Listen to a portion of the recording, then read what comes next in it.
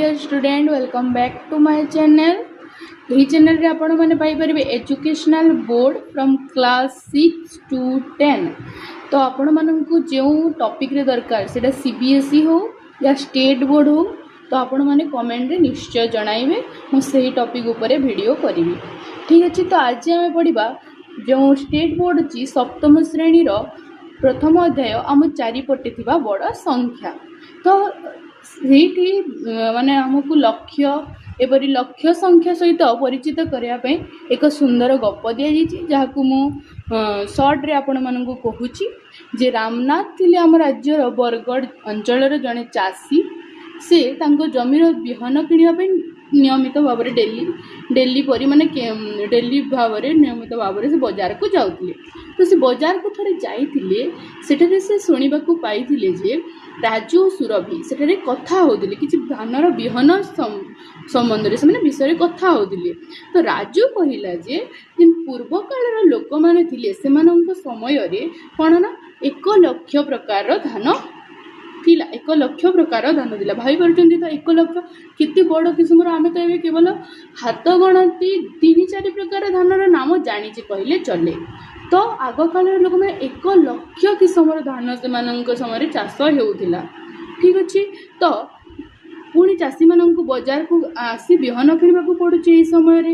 ତ ସୁରଭି କହିଲା ଯେ ଆମ ଘର ନିକଟରେ ଗୋଟେ କ'ଣ ସଂଗ୍ରହାଳୟ ଅଛି। ସଂଗ୍ରହାଳୟ ମାନେ ଜାଣିଥିବେ ମ୍ୟୁଜିୟମ୍, ସେଠାରେ ବିଭିନ୍ନ ପୁରୁଣା ଜିନିଷକୁ ସାଇତିକି ରଖାଯାଏ, ଠିକ୍ ନା। ତ ସୁରଭି କହିଲା ଯେ ଆମ ଘର ନିକଟରେ ଗୋଟେ ବିହନର ସଂଗ୍ରହାଳୟ ଅଛି। ତ ସେମାନେ ବିଭିନ୍ନ ସ୍ଥାନରୁ ସେ ଧାନର ବିହନ ଗୁଡ଼ିକ ଆଣି 100ରୁ ଅଧିକ ଧାନ ସେମାନେ ଜମା କଲେଣି। ତ ଏହି କଥା ଯେ ରାମନାଥ ତାଙ୍କର ଝିଅ ନମିତା ଓ ପୁଅ ରମେଶକୁ ଜଣାଇଲେ।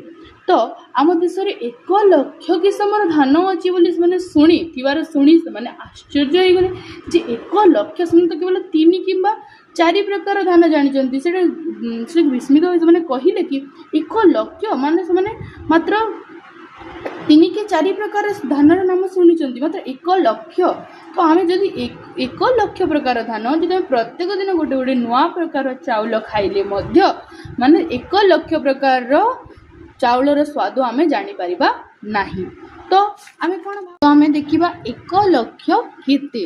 ତ 1 ଲକ୍ଷ କେତେକୁ ଦେଖିବା ପାଇଁ ସେଠାରେ ଦେଇଛି କି ସଂରଚନାକୁ ଲକ୍ଷ୍ୟ କରି ତଲେଇଥିବା କୋଠରୀ ଗୁଡ଼ିକ ପୂରଣ କର। ତ এই କୋଠରୀ ଗୁଡ଼ିକ ପୂରଣ କରିବାର ଅଛି।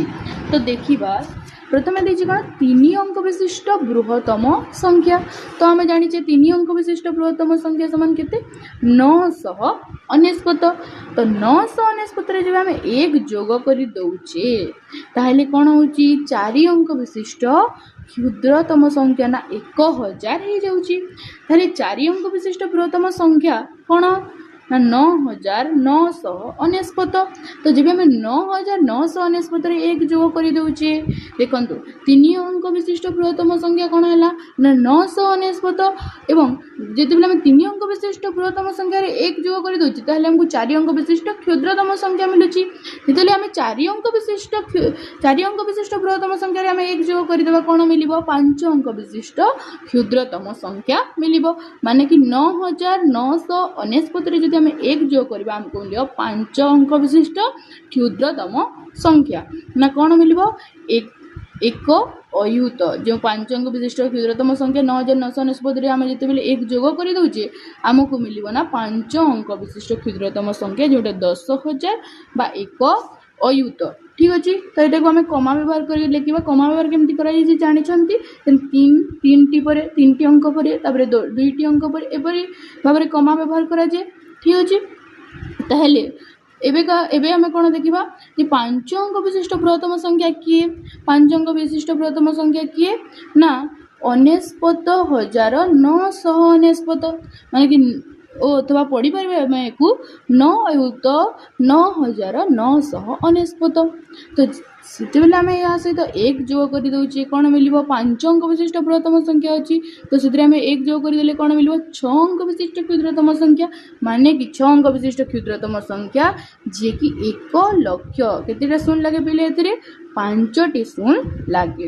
एथिरे आमे कमा बाहर करबा 3टी अंक परे पुणी 2टी अंक परे याको आमे पढ़िबा कोन ना 1 लक्ष बोली पढ़िबा केते पढ़िबा 1 लक्ष बोली पढ़िबा ठीक अछि।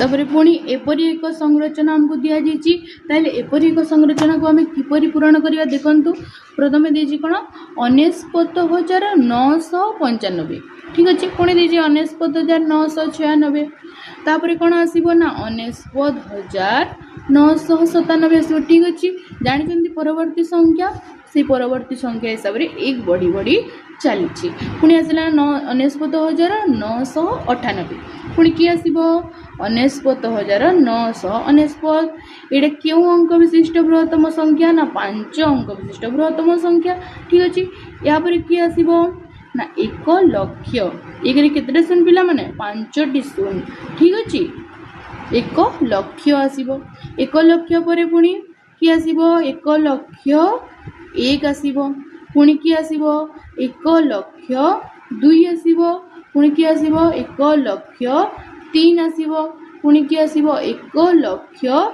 4 आसीबो ठीक अछि पुणी 49,995 पुणी 96 49,996 49,997 एपरी 1 लक्ष 4 पर्यंत माने कि एटा 1 लक्ष विषय रे हमकु बुझाइबा पई एही संरचनाटी दिया जाइछि। तो नमिता और रमेश पुणी जो नमिता और रमेश जो रामनाथ बाबू को पुआ तांको पाखु आमे फेरी जाऊँ देखिबा जे नमिता और रमेश हिसाब करी देखिले जे जदि से माने दिन को गोटे प्रकार चाउल खाती ताहेले सेबे 100 वर्ष रे से माने 1 लक्ष प्रकार चाउल खाई परिबे नै काहे कि पिला माने जे जदि गोटे दिन रे से माने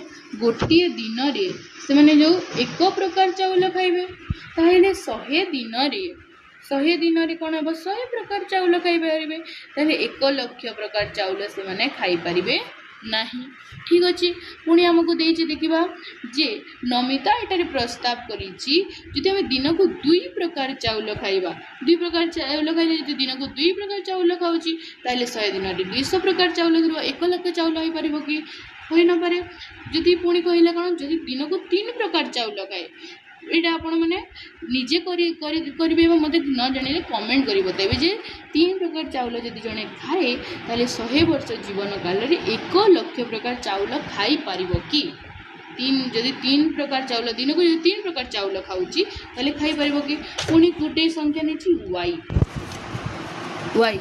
y जदि नेछि जदि दिन को कोन एक दिन रे जदि y प्रकार चाउल खाउची ताहेले से 1 लक्ष प्रकार चाउल हला दिन को कोन कहिछि बन करतरे बन तो पिला माने एटी देछि जे 1 वर्ष रे 365 दिन अछि तो हम जदि y वर्ष बंचिबा y वर्ष जदि हम जानछि गोटे वर्ष रे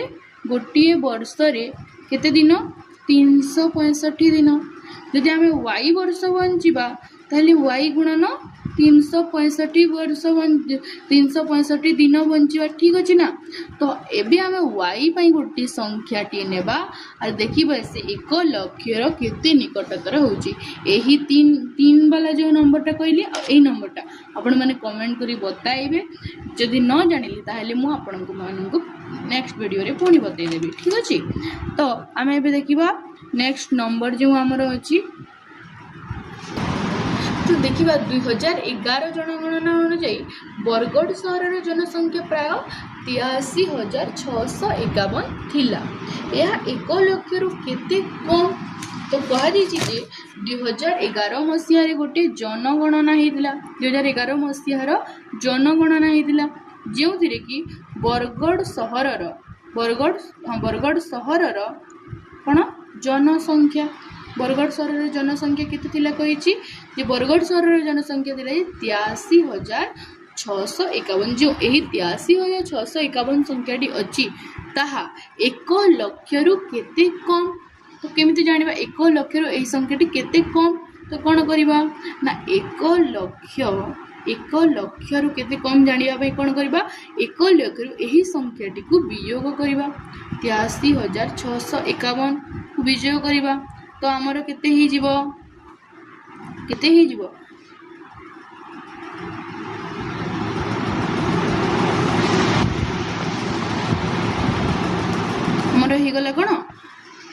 ये गले 16,349। तो यही 1 लक्ष संख्याटी जो अच्छी यह 83,651 ठारू ना कौन 16,349 कम। पुणी कहला जे 2024 मसीहार बरगढ़ गोटे आनुमानिक जनसंख्या नहीं जाइला। बरगढ़ जो आनुमानिक जनसंख्या निया जाइतिला ताहा तिला कोन 1,04,000 1,00,000 कोन ना 4,000 1,04,000 निया जाइतिला। तो यही 1,04,000 संख्याटी 1,00,000 ठारू केते अधिक एटा हम देखिला कोन कम केते। तो केते अधिक केते कम बेले भी आमे वियोग करिबा और केते अधिक बेले भी आमे कोन ना वियोग करिबा। ठीक अछि। तो केते अधिक जानिबा पे आमे कोन करिबा ना 1,04,000 माने एटा बड़ संख्या 1,00,000 ठारू बड़ संख्या। तो 1,04,000 आमे कोन करिबा 1,00,000 को वियोग करिबा।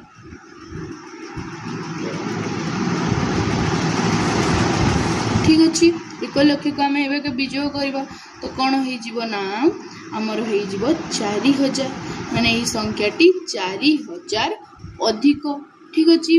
पुणी कौन कही 2011 रु 2024 पर्यंत बरगढ़ सहर जनसंख्या केते वृद्धि पाई माने कि 2011 रे जेते जनसंख्या थिला आ 2024 मसरे जेते जनसंख्या हेची ताठारु केते वृद्धि पाई। तो 2024 मसीहा रे जनसंख्या केते थिला ना पिला माने 2024 मसीहा आमर जनसंख्या अच्छी 1,00,000 ना केते 4,000 1,04,000। 2011 मसीहा रे जनसंख्या अच्छी केते 2011 मसीहा आमर जनसंख्या अच्छी ना 83,651। ठीक अच्छे। तो जिते बेले आम कौन केते वृद्धि होती माने कि आम वृद्धि केते वृद्धि होती आम देखा ताहले आम कौन यही संख्याटी याठारु केते बढ़ी। तो आम एटा कौन करवा वियोग करवा। तो केते बाहर आमर 10 रु 1 गला 9 9 रु 5 गला 4 9 रु 6 गला 3 3 रु 3 गला 0 एटा रु जाइला उधार 3 रु 3 गला 0 10 रु 8 गला 2 यार 1 रे उधार जाइछि तेणु एटा 0 हो गला। तो वृद्धि केते हेछि ना पिला माने आमर 20,349 वृद्धि हेछि। तो 2011 मसीह 2024 पर्यंत 20,349 जनसंख्या वृद्धि हेछि। तो एबे हमको कौन कही बड़ संख्या को बुझीबा। ठीक अच्छे। तो आम केतेक जन शुणी जे गुजरात रे जो सरदार वल्लभ भाई पटेल को जहाँ कौन तांकर स्टैच्यू ऑफ यूनिट रही तार उच्चता केते मीटर 180 मीटर। आ गोटे तथ्य दिखाई आम राज्यर खंडाधार जलप्रपात रे प्राय 244 मीटर उच्चर कौन पानी पड़ी था। से जलप्रपात उच्चता के कहले 244 मीटर। तापर कौन कहे डाहाण पाखे गोटे चित्र दी डाहाण पाखे गोटे चित्र देखिए स्क्रीन रे आसूता से डाहाण घर जो चित्रटा सेटा गोटे 10 महला विशिष्ट घर जोटे कि सोमु ये ऊपर ठिया देखो हाय कर समस्त कि मो सोमु से सोमूर उच्चता केते कही 1 मीटर। ठीक अच्छे। सोमूर उच्चता कहला कौन ना 1 मीटर आरु सोमूर उच्चता जिते से गोटे महलार उच्चता तार 4 गुण माने कि केते हो सोमूर उच्चता 1 मीटर हो गला तेणु से महलार उच्चता हो 4 मीटर कौन हो 4 मीटर। तो पिला माने हम जानिला जे स्टैच्यू ऑफ यूनिट रो उच्चता केते 180 मीटर खंडाधार जलप्रपात 244 मीटर सोमूर उच्चता केते हो गला 1 मीटर एवं गोटे महलार उच्चता केते हला जे सोमूर उच्चता केते 4 गुण माने कि कोन हो जिवो सोमूर उच्चता हला 1 मीटर आउ सोमूर उच्चता 4 गुण माने कि 1 गुणन 4 समान 4 मीटर। 10 महला विशिष्ट घर उच्चता तो गोटे महलार होची 4 मीटर ताले 10 महला कोन हो जिवो 40 मीटर। तो ये प्रथम प्रश्न कही स्टैच्यू ऑफ यूनिट किंबा सोमूर यही 10 महला विशिष्ट घर उच्चता मध्यरु केउटीर उच्चता अधिक और केते मीटर अधिक ना स्टैच्यू ऑफ यूनिट अच्छी जो स्टैच्यू ऑफ यूनिट अच्छी स्टैच्यू ऑफ यूनिट जो ये रहिला आ सोमूर 10 महला विशिष्ट घर ये दुई जनक भितर ना किए अधिक केउटीर उच्चता अधिक ना Statue of Unity Statue of Unity रो उच्चता कौन ना अधिक ठीक अच्छे ना पे स्टैच्यू ऑफ यूनिट रो उच्चता अधिक केते अधिक केमती जानिबा केते अधिक जानिबा पे हमें कौन करबा ना यही स्टैच्यू ऑफ यूनिट रु 10 महला विशिष्ट घर को वियोग करबा माने कि 180 वियोग 40 करबा ठीक अच्छे ना कौन हो 140 मीटर अधिक ठीक अच्छे ये गला फर्स्ट नंबरटा तापर सेकेंड नंबरटा कौन देछि खंडाधार जलप्रपात सोमूर घर उच्चता ठारू केती अधिक उच्च तो खंडाधार जलप्रपात आम देखला खंडाधार जलप्रपात मुझे लिखिदे ऊपर देखिपे जे खंडाधार जलप्रपात उच्चता कौन हो जाऊँगी ना 244 मीटर ठीक अच्छे ना 244 मीटर तो जो 244 मीटर खंडाधार जलप्रपात हो गला तो कौन कही सोमूर घर उच्चता केते अधिक उच्च सोमू घर उच्चता केते गला सोमू घर उच्चता केते गला ना 40 मीटर केते अधिक उच्च हेबो समान कौन हो ना 244 वियोग 40 तो कौन हो गला एटा हो गला 204 मीटर अधिक उच्च तो आ गोटे नंबर रहा सोमू घर केते महला हेले खंडाधार जलप्रपात निकटतर हेबो तो देखिबा सोमूर घर तो खंडाधार जलप्रपात केते मीटर एटे देखिले 244 मीटर ठीक अच्छे तो सोमूर घर केते महला हेले गोटे महला केते मीटर होची 4 मीटर ताहले सोमूर घर सहित समान हेबो समान कौन हो ना 244 शरण 4 जेहेतु गोटे महला 4 मीटर होची गोटे महलार उच्चता 4 मीटर एवं खंडाधार जलप्रपात 244 मीटर केते महला हेबो बोलची तो आमे कोन करबा 244 शरण 4 तो जेतले हम 244 शरण 4 करबा कोन हो जबो 61 महला विशिष्ट ठीक अछि 61 महला विशिष्ट माने कि सोमूर घर केते हेले 61 महला विशिष्ट हेले ताहा खंडाधार जलप्रपात उच्चतर कोन निकटतर हेबो तो एबे हम देखिबा 1 लाख गोटे बड़ संख्या की तो रामनाथ जिले तांकर झियो नमिता और पुओ रमेश को पचारिले ना कहल पुओ झियो जे 1 लाख संख्याटी गोटे बड़ संख्या ना गोटे छोट संख्या नमिता प्रथम कहला कि मु भावुची 1 लाख संख्याटी कौन ना गोटे बड़ संख्या तो से किभली भाव से 1 लाख संख्याटी बड़ संख्या बोली कही ना आम देश में जो 1 लाख किस्मर धान चाष होता मुझे बहुत अधिक ठीक अच्छे 1 लाख दिन पुणी कही 1 लाख दिन बचार तो प्राय 274 वंश बचा ठीक अच्छे तो जहाँ भी प्रकृति में कौन बहुत लंबा समय 274 वंश एवं तो मनुष्य मैंने 100 वर्ष भलसे बंचु ना 274 वर्ष बचा तार अर्थ कौन बहुत लंबा समय बचा तो देख 1 लाख लोक कांद मिले एका धाड़ी रे ठिया हेबे तेबे से धाड़ी रो दैर्घ्य प्राय 38 किलोमीटर हेबो जदि 1 लाख लोक पाखापाखि कांद मिले ठिया हेले से धाड़ी कौन हेबो प्राय 38 किलोमीटर दूरता हेबो पुणी रमेश कहला जे नमिता कहले जे कौन बहुत बड़ संख्या किंतु रमेश कहला ना मु भावुची जे कौन 1 लाख गोटे सेते बड़ संख्या नुहे कारण से कहला जे अहमदाबाद जो क्रिकेट स्टेडियम टा अच्छी से 1 लाख अधिक लोक बसी पारती मात्र से छोटिया जगार कौन 1 लाख अधिक लोक बसी पारती पुणी कौन से कहला जे अधिकांश मनुष्य मुंडर केश संख्या 80,000 रु 1,20,000 पर्यंत बुझेगा से छोट एक मुंडरे कौन ना 80,000 रु 1,20,000 पर्यंत केश थाए पुणी से कहला जे मु शुणी किसी माछ प्रजाति अच्छी जो कि कौन हुए ना गोटे माई माछ गोटे समय ना कौन हुए एका थरके 1 लाख रु भी अधिक अंडा दे थाए तो बुझीगला तो आपण मैंने भावे कहतु 1 लाख संख्याटी छोट संख्या ना 1 लाख संख्याटी गोटे बड़ संख्या ये कमेंट निश्चय भाव जनइबे तो ये देखा संख्या पढ़ा एवं लिखा तो आम 5 अंक विशिष्ट संख्या देखीचु जहाँ जेपरी कौन ना 45,000 को आम देखा पिला माने जिते आम गोटे 5 अंक विशिष्ट संख्या लिखु 4 अयुत 5000 ठीक अच्छे। यही 4 अयुत 5000 को आम सहज पढ़ा कौन कमा व्यवहार करता है पढ़ी पार 45,000 पढ़ी पार 45 पुणी 3टा शून्य जो 1000 में 3टा शून्य लगे से 45,000। तो भारतीय लिखन प्रणाली यही बोली व्यवहार कराए।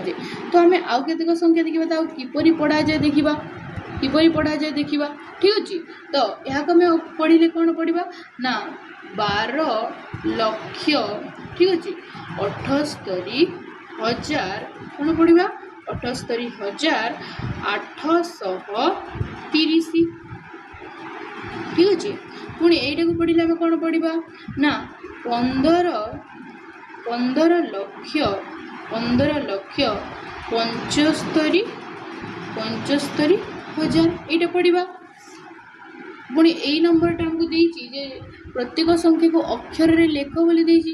तो यहाँ आम कौन पढ़ा यही नंबर को आम कौन बोली पढ़ा 3 लक्ष लक्ष घर अच्छी। पुणी ये शून्य शून्य अच्छी मैंने कि शून्य तो किसी मूल्य नुह पुणी कौन अच्छी ये शत घर आरंभ हो तो 3 लक्ष कौन पढ़ा 3 लक्ष 600 बोली पढ़ा ठीक अच्छे। पुणी ये देती कौन 5 लक्ष घरे 5 देती पुणी 1000 घरे 4 देती ये पुणी शून्य देती शतक घरे मैंने शून्य किसी मूल्य ना पुणी 10 घरे 8 एकक घरे 5। तो यहाँ आम कौन बोली पढ़ा ना 5 लक्ष केते पढ़ा 5,85,000 ठीक अच्छे। पिला मैंने ये अधा छुआ कौन लिखी 5 लक्ष शून्य अयुत सॉरी ये कौन कह 4,000 सॉरी भूल गला ये 4,085 अधा पिला कौन करती ना ये शून्य शून्य ये किसी अच्छी से लिखते 5 लक्ष शून्य अयुत 4,000 शून्य एपरी लिखि दिखती शून्य किसी मूल्य ना पिला माने यहाँ लिखा 5,04,085 पुणी ये अच्छी कौन ना 27 माने कि 2 लक्ष 7 अयुत एपरी पढ़ा एपरी पढ़ा 2 लक्ष एपरी पढ़ा या एपरी पढ़ा 27 लक्ष कौन ना 30,000 एपरी पढ़ा या किपरि पढ़ा कहतु या पढ़ा 70 लक्ष 53,53,000 केते पढ़ा 138 बुझीपारे। तो शून्य जदि थी ना कि तार मूल्य ना आर यही कमा कमा कमा को व्यवहार कर सब पढ़ा कमा को व्यवहार कर पढ़ा जो ये कौन है यहाँ है एकक दशक शतक हजार अयुत लक्ष नियुत नियुत पर्यंत होगा नियुत पर्यंत 2 नियुत 7 लक्ष 3 अयुत एपरी हो। तो यहाँ आम सहजरे पढ़ापी कौन करूना कमा व्यवहार कर 3टा अंक पर पुणी 2टा अंक पर पुणी 2टा अंक पर पुणी आगे होता पुणी 2टा अंक कर व्यवहार करूँ। ताकू पढ़ा 27 लक्ष पुणी लक्ष पर यहाँ 1000 30,000 एपरी आम यहाँ पढ़ा ठीक अच्छे। यहाँ भारतीय कौन भारतीय लिखन प्रणाली बोली कहा जाए। एटे केतेक संख्या कौन कराई ना अक्षर रे लिखा जाइए या भारतीय स्थानीय मान लिखन प्रणाली रे अंक लेख कौन कह 1,23,456 1 लक्ष कौन 23,456 माने कि 3टा पर कमा पुणी 2टा पर कमा एपरी व्यवहार करवा ये गला ए तेणु बी 4,07,000 सॉरी 7,704 तो 4 लक्ष अयुत घर तो दे नहीं पुणी कौन कहला 7,704 तो एपरी आम 3टी 2टी पुणी कम व्यवहार करवा पुणी कौन देती ना 50 लक्ष 5,050 देती यह कौन लिखा पिला माने 50 लक्ष पुणी अयुत घर तो दे नहीं पुणी लिखी 5,000 अयुत घर शून्य पुणी किए आसो 5,050 3टा पर कमा पुणी 2टा पर पुणी 2टा पर ठीक अच्छे। पुणी आसला कौन 10,235 10,200 लक्ष पुणी अयुत घर दे नहीं 1000 घर भी दे नहीं डायरेक्ट देती 235 तीनटा पर दुईटा पर परिक्रमा तो नेक्स्ट पार्ट को मुझे नहीं आसबि जे दशकर राज्य आउ नेक्स्ट नंबर गुड़ा को आम समाधान करवा। तो आपण मानक जब वीडियोटा भल लगिला पढ़ा भल लगिला ताहेले लाइक करंतु, वीडियो को लाइक करंतु एवं सब्सक्राइब करने को जमा भूलिबेनी। पुणी देखा नेक्स्ट वीडियो रे।